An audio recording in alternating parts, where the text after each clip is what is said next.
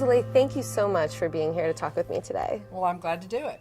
We are talking about women and how women are creating exciting opportunities for themselves with enterprises that balance benefits to people, planet, prosperity.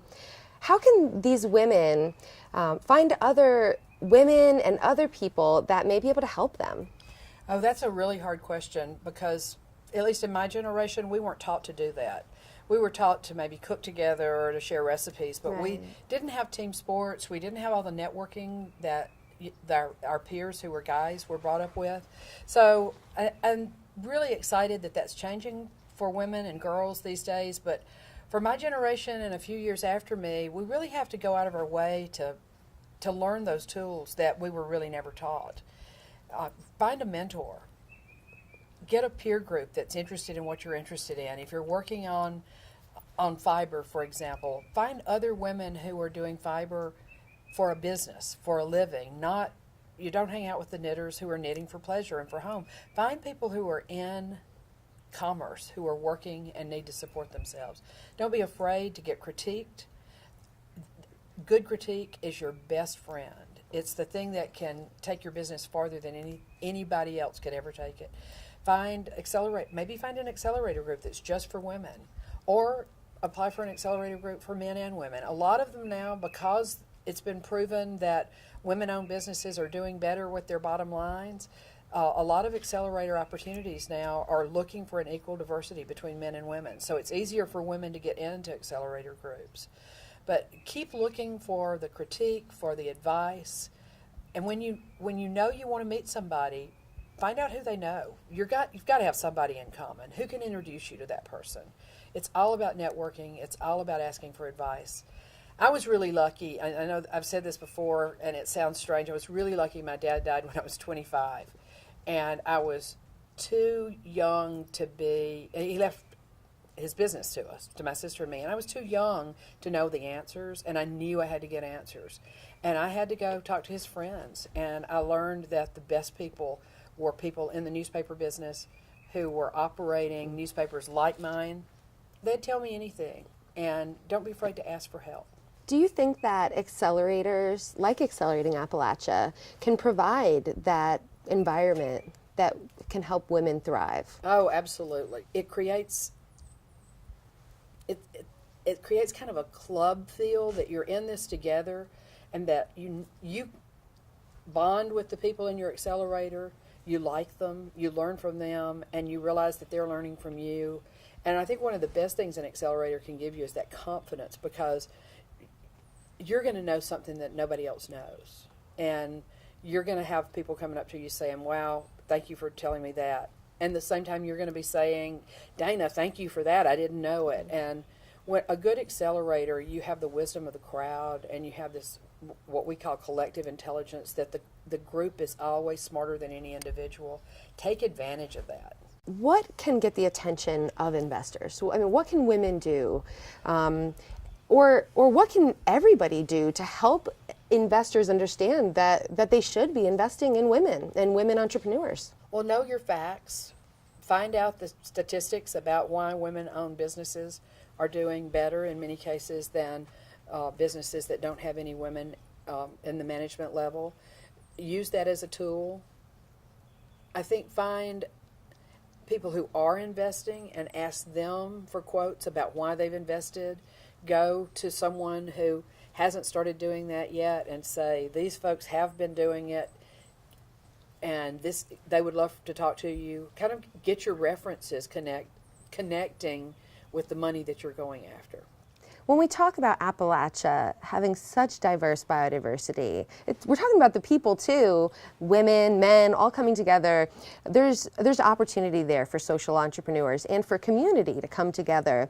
With your background in community newspapers in Appalachia, how do you see maybe all of those pieces of building community coming together when it comes to social entrepreneurship?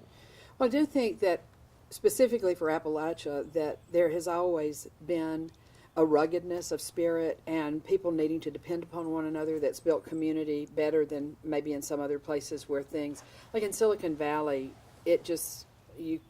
you plant a watermelon seed and you get something the size of a house. And so people have this more independent feel to them. But I go back to what my father, the motto in his personal life as a newspaperman in Etowah County, Mississippi, was that he wanted to build a business, he wanted to build a community that would make his business thrive. And that he focused first on building that community. And I think that for most social entrepreneurs, that's a real key, whether it's Energy in Africa or a community newspaper in Mississippi.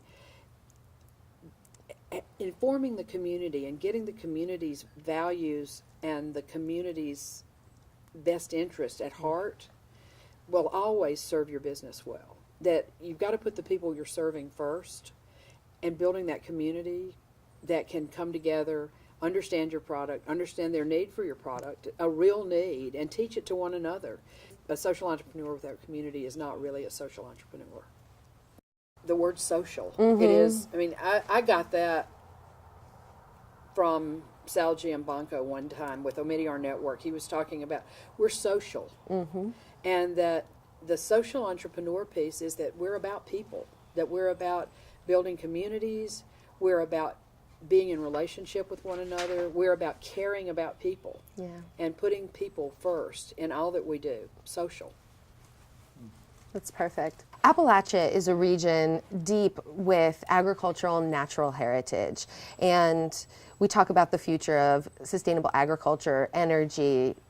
Now, women have a place at that table, but where do you think Appalachia has a place at that table of providing jobs and building a sustainable nation? Well, one of the big places, I grew up in northeast Mississippi, Etowah County, which was at the time was the poorest county in Mississippi, and western Kentucky, eastern Kentucky, and West Virginia are just, there's chronic poverty there. And I think one of the big places that we have in Appalachia to say investing here is investing in America is that dealing with this area of the country that has such chronic poverty and helping social entrepreneurship work here and helping people understand how they can build businesses that will change lives in their community will be an example for the entire country. That it's such a rich palette for this to happen in. It's such dense poverty, extreme poverty, and where there is poverty, there is opportunity to alleviate poverty. And how do we find those ways to find the world's biggest problems and attach our heart and soul to solving them? And Appalachia is a place where you can do that. Do you think that women have a place of leadership at that table, of resilient communities of the future? Not only building sustainable communities, but resilient communities?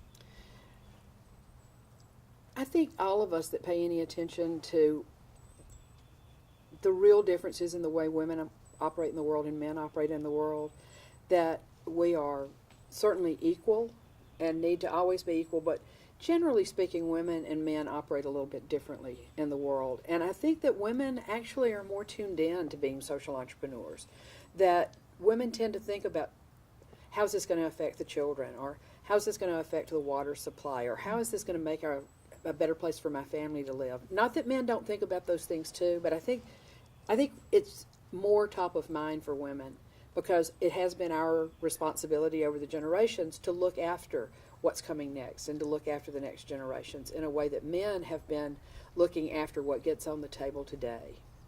So I think women have a lot to offer in the social entrepreneurial world. That's perfect. Beautiful. The thing I like about her is her